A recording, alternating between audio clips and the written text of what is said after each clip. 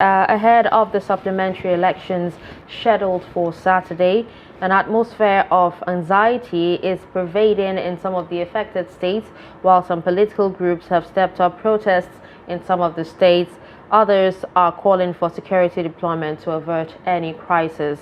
Now, the Independent National Electoral Commission will on April 15th conduct supplementary elections in 2,660 polling units across 185 local government areas of 24 states.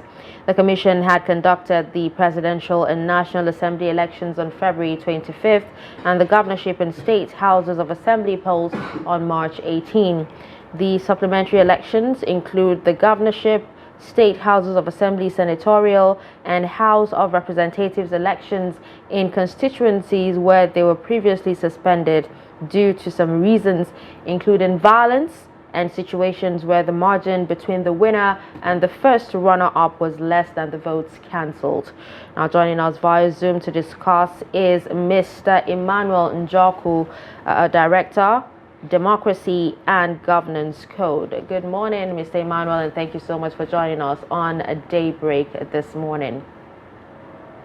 Good morning, and thanks for having me. And good to see you guys. Good to see my guys. Good to see you indeed. So, Mr. Emmanuel, I want to ask you, you've spoken so dispassionately about the conduct of the election as well as other issues around the election itself. So, Saturday is going to be the scheduled date for, the election. But one question that comes to mind is, I read somewhere this morning that INEC does not even know how many polling units is going to be conducting supplementary elections for in, say, Sokoto State. So how would you respond to the preparedness of INEC for this supplementary election itself?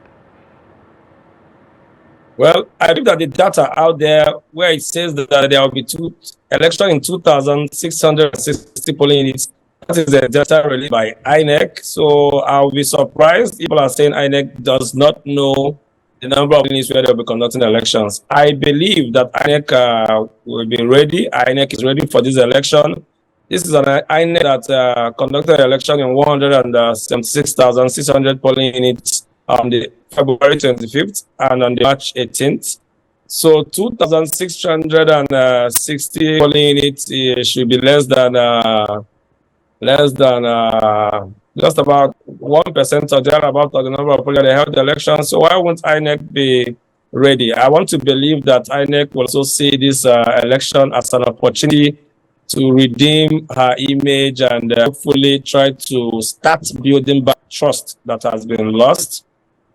So yes, I think INEC could be ready. But one other factor that I think that will play out that affect this election more is security and law, the role of law enforcement agencies in our elections. Because we've seen this kind of supplementary elections in the past, and usually the political actors get more desperate when they come to these elections. So we would expect law enforcement agencies to be on top of their game to provide security in all of this polling, not just providing security because of disruption, not just because of thugs coming to disrupt the process, but particularly to prevent vote buying in this polling where these elections are scheduled to hold tomorrow. So security personnel going to this place should be deployed to look out for vote buying, because in the past, when there's this kind of elections, typically you see politicians come with a lot of money, being desperate to either cancel the margin of lead or to get the necessary number of just votes that they need for them to win. I understand that in Adamawa State, the PDP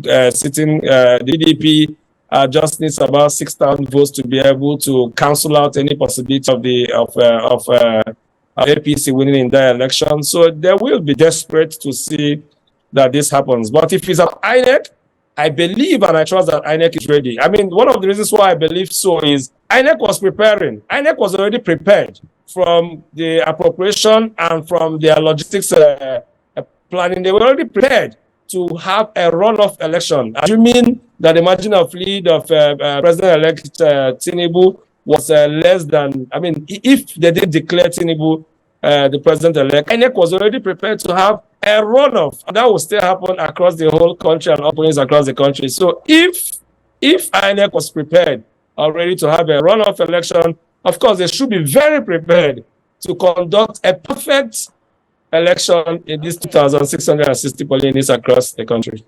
All right, Mr. Emmanuel. Well, I think we've heard that before, and history has actually taught us that a lot of times INEC has actually come out to say they're ready, and when the time comes, they're actually not fully prepared. And still back to what my colleague Sagir asked you, talking about some of the polling units, some states, INEC not even knowing the number of polling units in some states.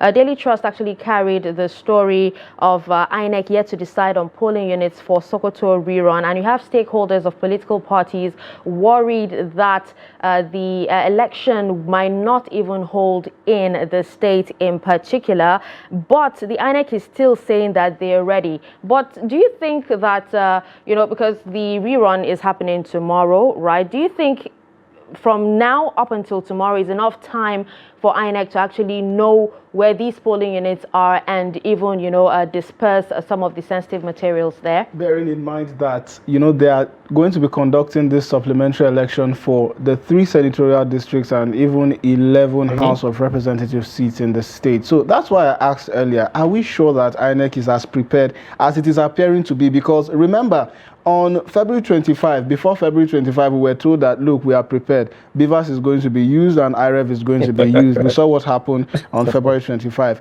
March 18, okay, we didn't have so much issues with regards to that, but we're having a supplementary election that is going to be quite sensitive. And of course, like you said, what the PDP needs to cement its victory is barely around 600 votes, making it a very, very dicey situation. So should we take INEC's word for it at this time? Well, frankly, I will not hold brief for INEC. Sadly, we've not been seeing INEC spokespersons on TV like we used to see for the election. That's another issue of concern, because I will also believe that at this time, after the election that happened, the issues with the election, I would expect that an organization that is accountable to people and to the taxpayers should be even more seen more on TV, national TV, granting press releases and having media chats, giving Nigerians, explaining to Nigerians what happened and the flaws and the challenges they see in the elections. So for this election, I want to believe that, I know in Sokoto State, the election was conclusive in all the senatorial elections. And I mean, the limitations of this polling and the whole results that came in from this state. I mean, INEC is the custodian of this result. So if someone is saying that INEC does not know the actual polling units, that would be a shock. That is a shocker to me, because I mean, how would they not know? But we'll leave all of this till tomorrow, so I will see, because we can only say when they say they are prepared, like they've always said, and we can say with them benefit of doubt. But all of that will amount to nothing much till tomorrow, and we'll see how the election will pan out tomorrow. All right, now, in the previous polls, a majority of the polls were actually declared, inconclusive, due to infractions, disruptions, and also overvoting. What factors do you actually think will shape this particular rerun elections, especially, the governorship elections in Adamawa and Kebbi State? Well, for one is there will be low voter turnout, typically because that is what we usually see in the supplementary elections. Is what we call voter fatigue. Some voters who travel all the way to their communities to be able to cast their votes, spent money and had high expectations.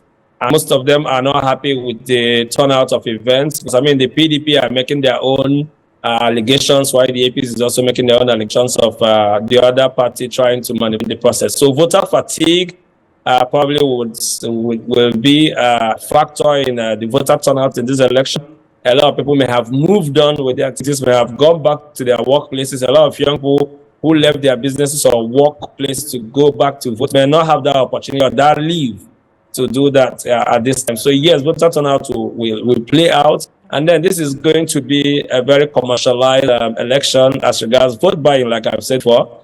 I will be expecting to observe and see the level of vote buying and the rate of vote buying in these places, because this is what we've seen in the past. We will also be anticipating to see, violence in the election, which is why I called out the security law enforcement agencies to provide security, because like you see the numbers, everybody knows their areas of strength. So in an election like this, with the history of political behavior, you will see politicians send talks and violence to the areas of their areas of strength of their political opponents, just to cancel out the possibility of votes they can get, and so they can get the number of votes they need in their own areas of strength and will be declared winner. But one thing is certain about this election and many elections that is to come. And before I say that, another thing that will impact on this election is the disappointment of many Nigerians who had high expectation as regards the quality of election that we were expecting.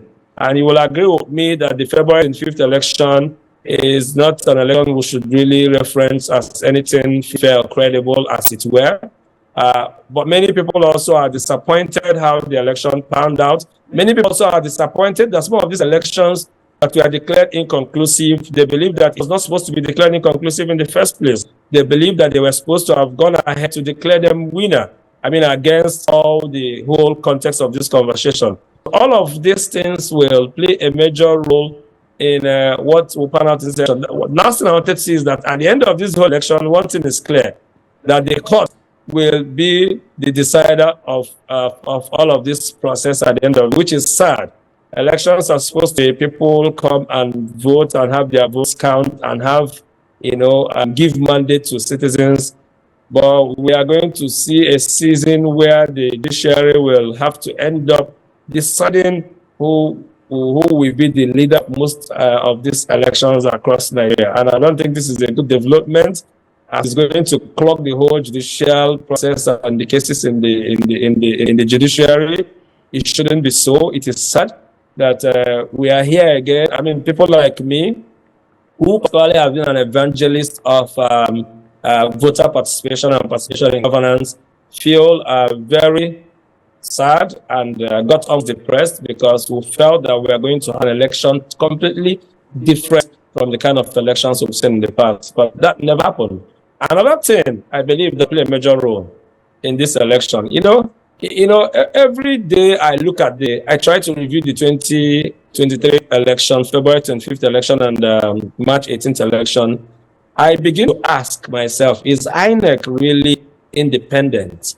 Because if you look, closely at how the appointment of recs happened and the role the resident electoral commissioners play in the states, and the role of the INEC commission, that's talk about the INEC chairman in Abuja and his national commissioners, and how much influence they have over the recs, you begin to wonder and ask yourself, is INEC really independent? I say this because in many cases, these resident electoral commissioners are appointed and nominated by the governors in their states and politicians in their states and at federal level. So you see, when you now come to an election, INEC chairman can sit in Abuja and come up with beautiful policies and guidelines and give directives.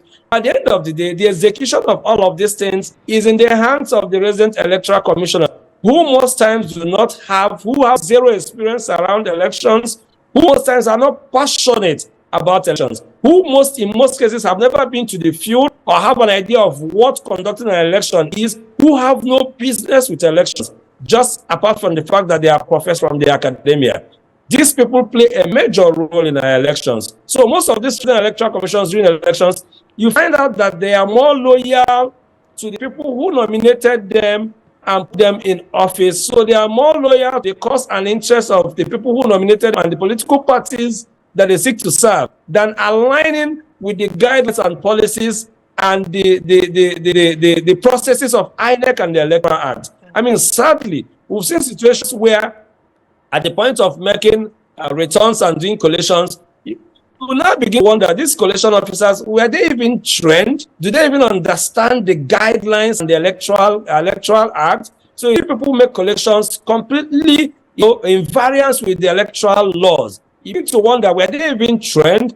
So these are the issues that will play out in these elections. I mean, the INEC can make as much policies they want to make in Abuja, but at the end of the day, these elections is left in the hands of the resident electoral commissioners, who are the chief executives at the state level, over the administrative secretaries of INEC, who supposedly have more experience, who have worked for years and decades as an INEC staff, who are few people who do elections. But when you now appoint a rec, the rec is over an experienced person, giving directives and doing the election as he wishes or desires in variance to electoral laws. Then the returning officers are mostly professors from the academia who do not most times even understand the law as regards collation and all of this margin of lead. So when you look at a case study like the case of governorship election in Ogun State and in Kaduna State, where the parties that won this election won with just a margin less than 13,000. I think in Ogun it was 13 and in Kaduna 10,000 or so, or mix it, you can turn it the other way. I'm not too sure the numbers.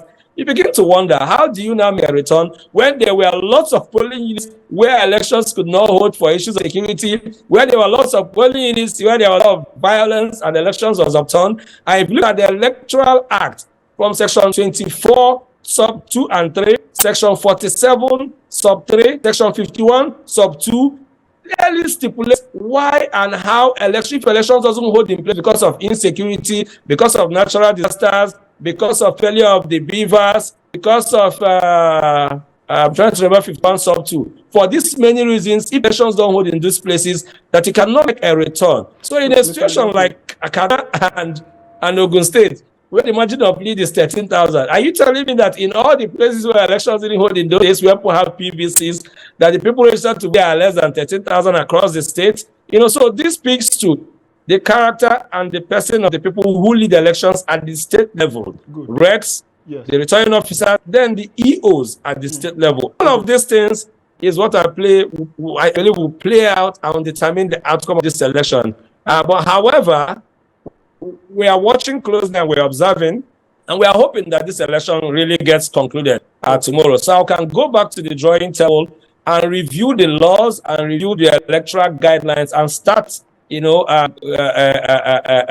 start the forms as is expected. All right. So it's a good thing that you've spoken so passionately about the recs and the need for experience and quite a number of other issues you raised, because just a couple of weeks ago, the PDP had alleged at the headquarters here at Wadata Plaza, of course, that they wanted the rec in Adamawa State to be changed for obvious reasons. According to them, that he was compromised, and you just alluded to the fact that some of these resident electoral commissioners might be loyal to whoever it is that nominated them, be it the governors or the politicians in that state that sent their names for nomination and onward, appointment. So doesn't this now bring an issue beforehand, that is before the supplementary election? Peradventure, for example, the election doesn't go in the way of the PDP. Isn't there a brewing issue already? Because, I mean, they would have a few days in court saying that, look, we predicted that this was going to happen. We had called for the rec to be removed or to be changed, and nothing happened. Isn't this a problem ahead of the process? Well, like I told you, whichever way this election turns out at the end of the day, it will be decided by the courts. I mean, I can't remember the exact number of petitions and election petitions are already in the courts. So, however this thing goes, this election will still be decided by our judiciary at the end of the day.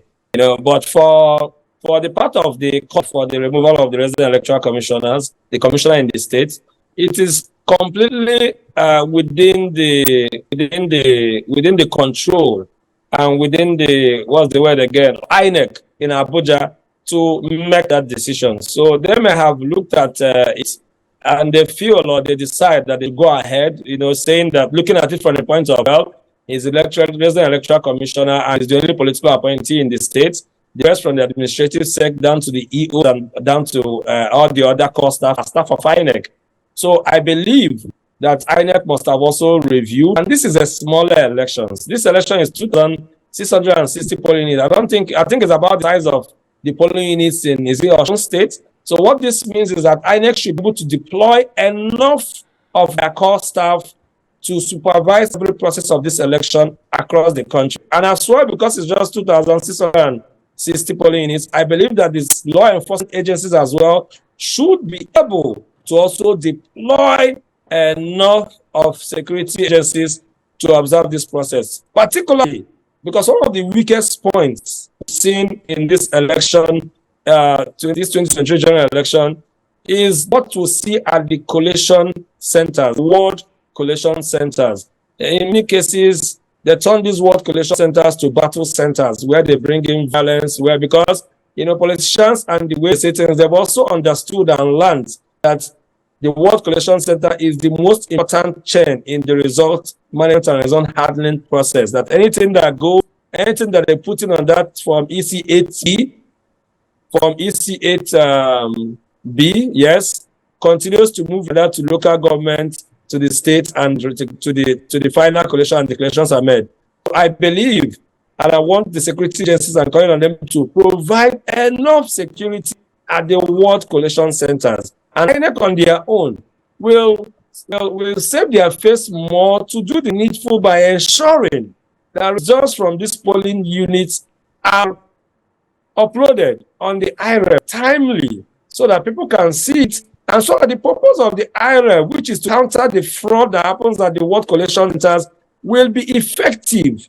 So that by the time they are trying to do the usual fraud at the ward collection centers, stakeholders would have already seen the results as sent and transmitted from the polling units, as stipulated by the guidelines. So one thing that we call on INEC in this election is to call on their staff to ensure that they adhere strictly to the electoral laws and to the INEC guidelines. INEC guidelines was not put together by civil society. INEC guidelines was not put together by the federal government. INEC 2022 INEC guidelines is a guideline that was put together by INEC for her to guide her in how to go about the election, and the law gives them the powers to do so. So we are calling on INEC that as they go to these elections, that they should strictly adhere to their guidelines which they set for themselves and which Nigerians saw and believed and participated in the 2020 general election. So we believe INEC will do the needful across board so that we can have a successful election, and maybe we'll start rebuilding back trust from this election. All right, well, this is where we will be wrapping up this discussion, but thank you so much for, the analysis, and we appreciate you for taking time out of your busy schedule to speak to us on this topic, Mr. Emmanuel Njoku. Thank you so much. Thank you for having me. Thank you, Sagir. All right.